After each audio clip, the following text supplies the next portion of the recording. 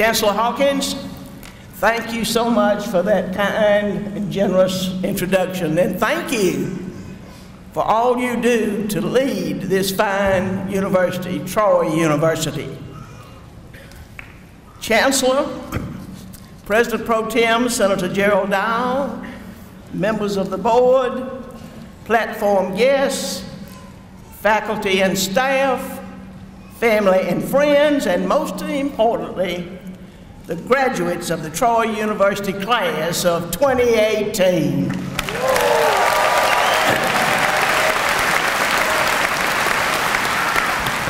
Thank you all so much for the invitation to serve as your commencement speaker on this, the largest commencement service in the history of Troy University.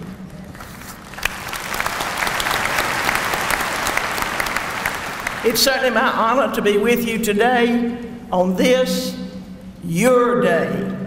Today is full of activities and that will recognize your accomplishments, but at this commencement ceremony, we formally mark the occasion of your graduation from a world-class institution of higher learning.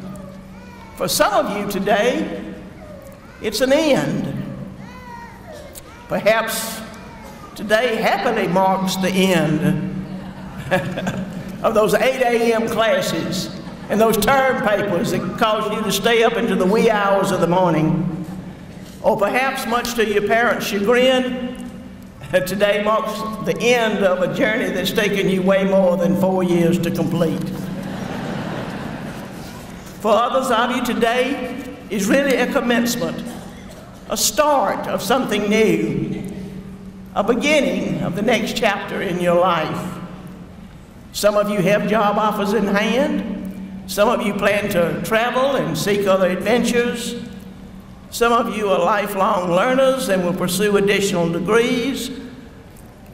So graduates, whether you see today as an end of an experience or the start of a new journey, I urge you to see this day as a challenge. A challenge to become a productive member of society, thoughtful community leaders, loving mothers and fathers, dedicated business people, devoted teachers, and much, much more, all of whom are committed to making a positive change in our society. Just like you, I was once a graduate student in college, and I remember my graduation day too. And I sort of remember the feelings that some of you are having right now, the feelings of invincibility, excitement, and the desire to do good by others. But very quickly, folks, I learned that to make a difference, whether it's in your community or the world, you must have a roadmap to know where you're going.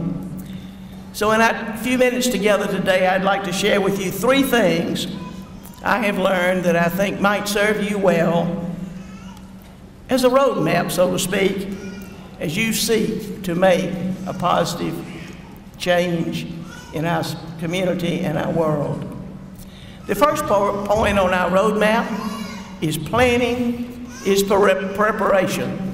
Planning is preparation. No one can accomplish anything without first knowing what it is you want to do and then figure out how to do it. General Dwight D. Eisenhower, commander of the World War II American forces, said, quote, "In preparing for battle, I have always found that plans are useless, but planning is indispensable." What the general was saying was that when we plan, regardless of the difficulty we might face, we are giving ourselves a fighting chance to succeed. So make a plan, work a plan, and when necessary, rework the plan and start again.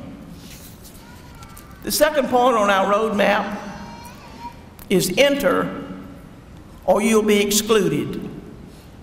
If you don't enter the race, you can't win the race. If you don't put your name on the ballot, you can't get elected. And if you don't ever offer yourself to serve, you will never know the experience of the joy and blessings that you get from serving others. So in order to go where you want to go in life, you have to first stand up. In the book of Isaiah, it chronicles the journey of the ancient Hebrew prophet. And after learning of all of the calamity taking place around him, God asked Isaiah, "Whom shall I send?"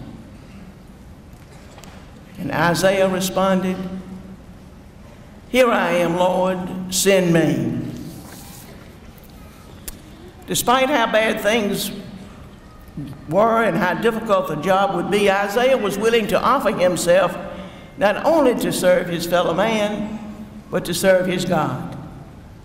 He had no way of knowing what the future would hold, and he didn't know exactly what this difficult task was going to be.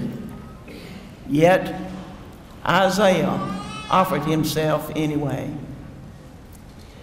Graduates, I submit to you this morning that if you fail to offer yourself, you will exclude yourself from taking part in progress in your community, in the state, and in the world, and you will be left out. So please, do not exclude yourself. Be involved. If you don't offer yourself to help change your community, your state, or the world, you won't be a part of the change that happens, and you just might not like the change that comes. No one has ever made a difference without first deciding that they were willing to make a difference. You've got to decide that you want to make a difference to serve your fellow man and honor your God. So once you've planned, once you've decided to do something, you then have to be willing to act. The third and final point of our roadmap is simple, yet profound. Once you are given the chance to lead, do it.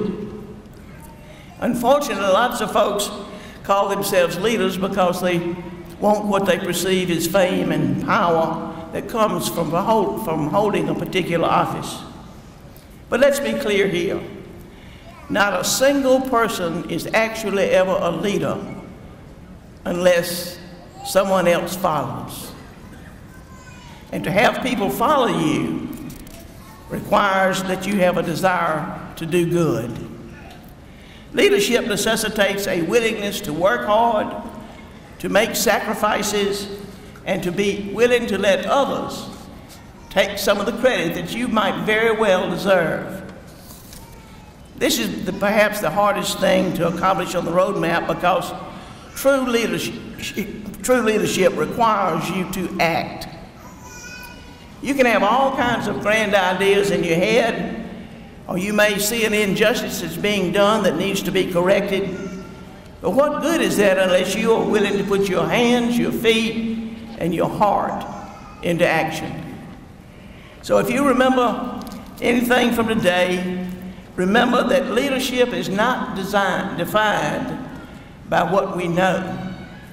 Rather, leadership is defined by what we're willing to do with what we know.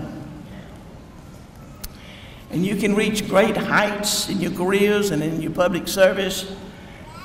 But I urge you now, resist the temptation to be satisfied with your own progress. Resist the urge to be content with the lack of progress that you see around you. Do not be content. Look for ways to make improvements. So from this day forward, commit to this. Be a leader.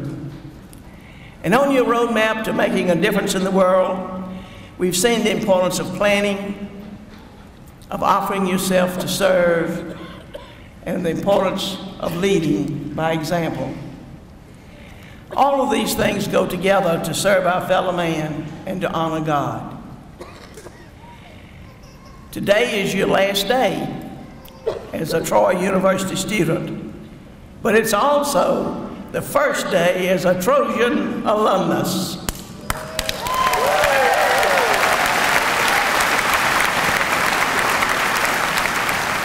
Take what you have learned here, what you've experienced here, the good, the bad, the easy, the difficult. Take the tools that you have been given and start creating your own roadmap. And perhaps one day, you will indeed change your community and/or change the world. And I assure you that our state and nation will soon need your generation to step up and move us ahead. My hope for each of you today is that today is truly a commencement day, the start of your own quest to become the difference that you seek. So congratulations, graduates, on achieving your first landmark of your journey. And I sure look forward to seeing the progress that this class of Troy University 2018 makes. So thank you again for giving me the opportunity of addressing you and sharing your commencement 2018 here at Troy University. May God continue to bless each of you, the journey that you're about to take, and may God continue to bless the great state of Alabama and these United States of America.